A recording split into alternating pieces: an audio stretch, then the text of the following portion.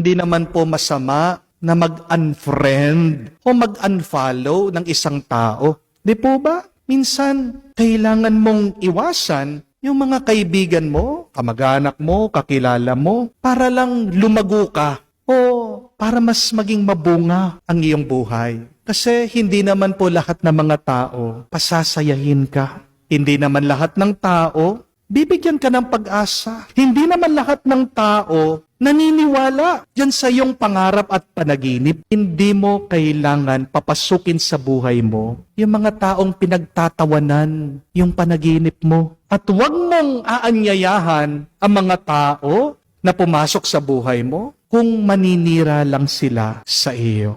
Para makamtan mo yung iyong panaginip, kailangan mo na ring putulin yung mga taong hindi na nakakatulong sa iyo.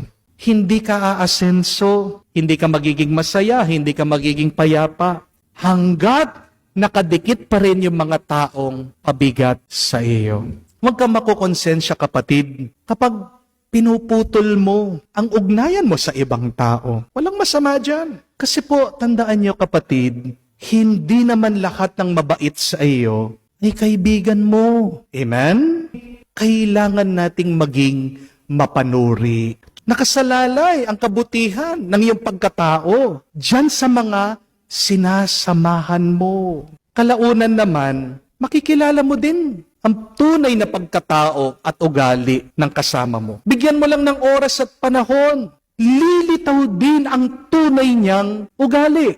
Amen? Sino ba talaga yung mga nakakatulong sa iyong kaisipan, sa iyong puso at kaluluwa? Yan dapat ang iyong samahan. Yan dapat ang iyong lapitan.